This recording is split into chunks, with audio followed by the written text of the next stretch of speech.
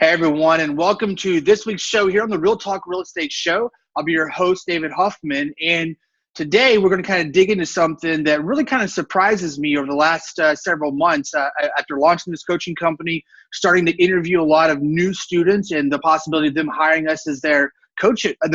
But it really surprises me how some very basic fundamental things that not only is it not known in the industry, but it's really not being taught at other coaching companies. And these people paying a lot of money for the latest information.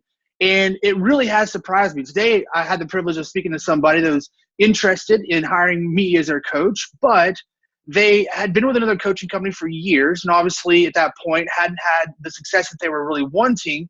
And so they were just inquiring, like, how are you different? What do you do differently, or what have you? And he'd been in the business for a long time. And it really surprised me that based upon kind of his dialogue and the things that he was asking me when I asked him to role play with me really quick, I said, hey, I'm an internet lead. Call me and let's role play. I want to see what your skills are and how you're going to be able to get me to want to meet with you or whatever that you want me to do. And very basic. Hey, my name, I'll give you an example as if it's me. Hey, my name's David. I'm a real estate agent. I got your name and number from the website. What kind of property you're looking to buy? Right? I mean, seems like a normal voicemail. You might be a little more suave with that particular type of question to somebody or that dialogue with somebody, but ultimately, is that really all you're conveying to the consumer, to the prospect?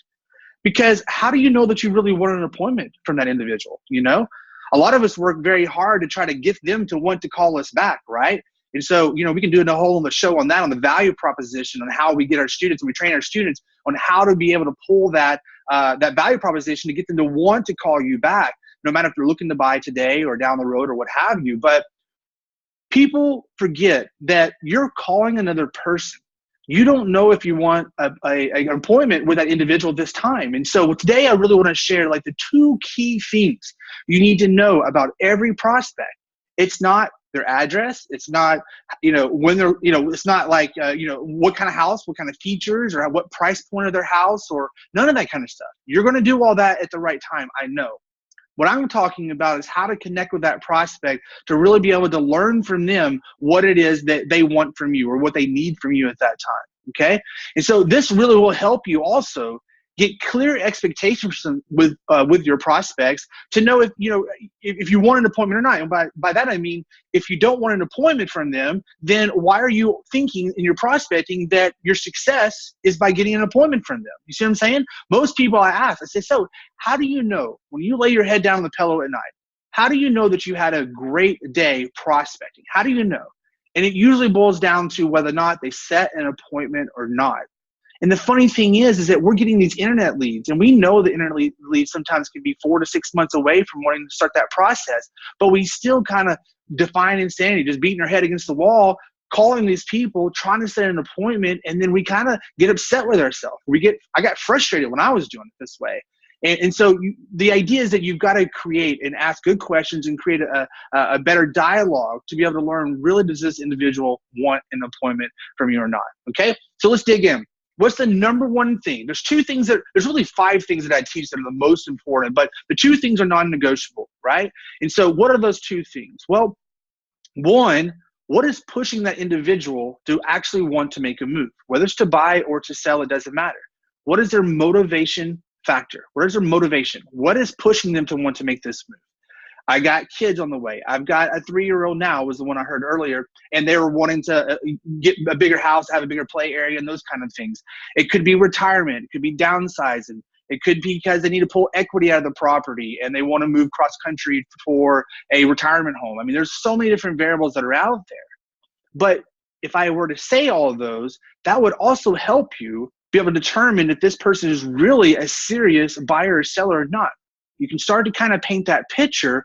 What's really pushing them to want to make this move? Is it because they're just kicking the tires and wanting to know what the property value is for the property next door, but they really don't have a good reason, a good motivation to want to buy? Okay, so it allows you as a skilled agent to be able to start to learn like what really is pushing them to want to make this move. Could be a good reason. It could be a really crappy reason too, but at least you know the reason what at that time what's pushing them. Okay, so that's number one.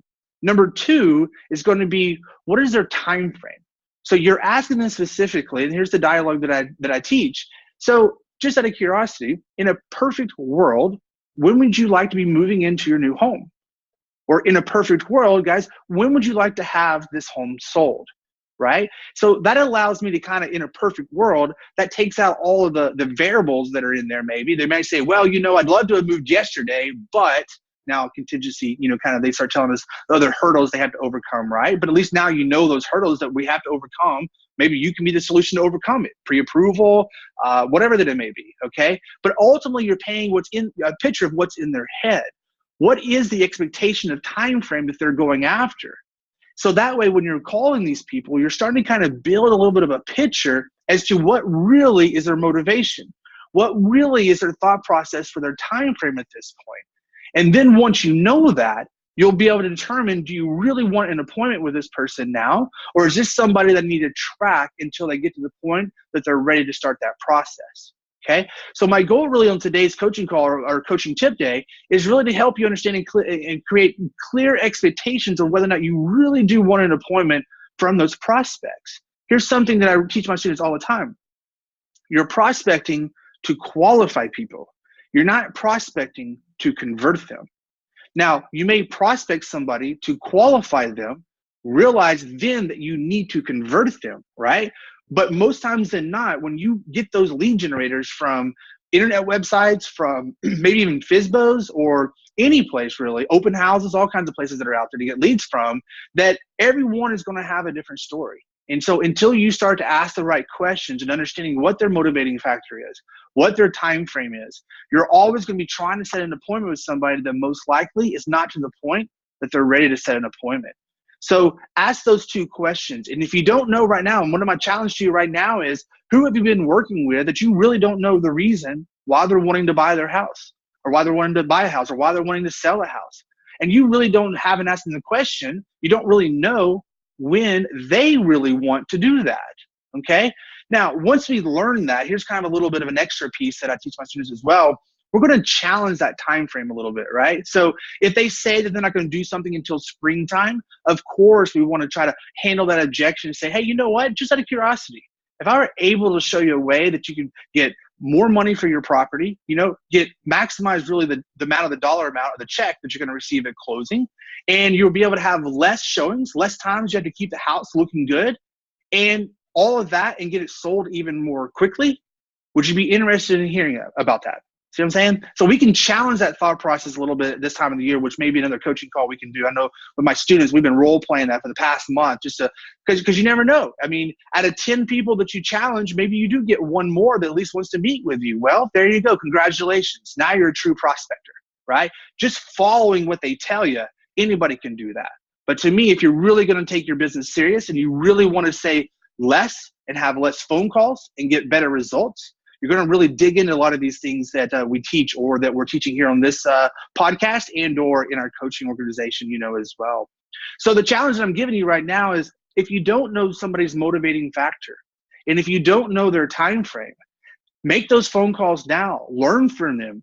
Follow back up with them. Ask them what the reason is that they're considering making this move, and ask them in a perfect world when they would like to have this accomplished by.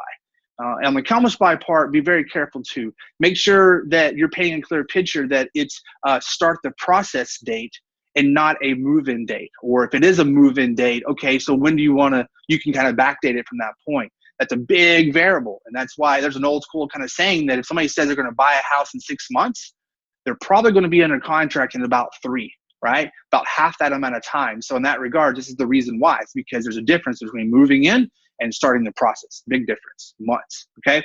So challenge is, call all your prospects that you don't know the motivating factor and that you don't know their time frame.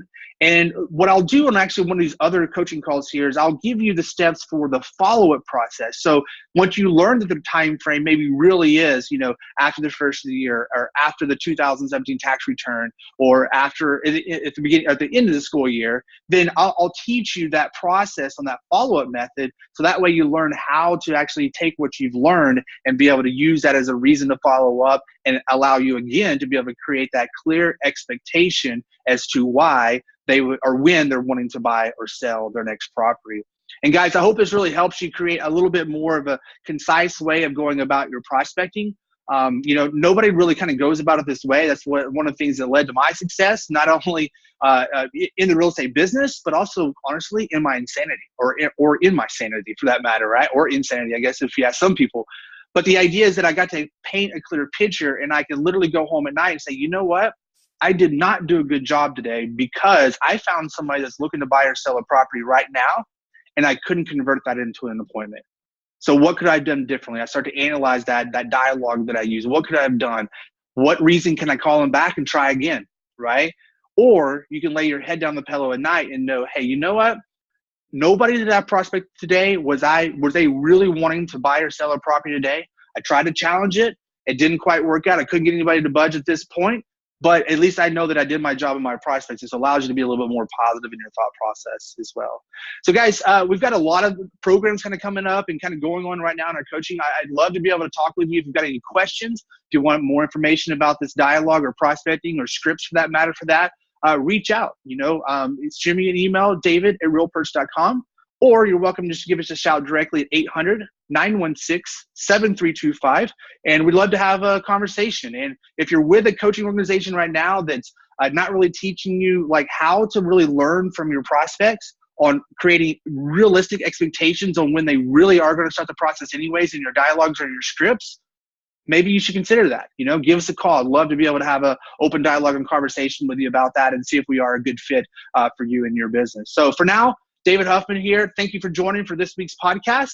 Any questions, definitely reach out and let us know. And I look forward to connecting with you guys here over the course of the next Tuesday. Talk to you then. Bye-bye.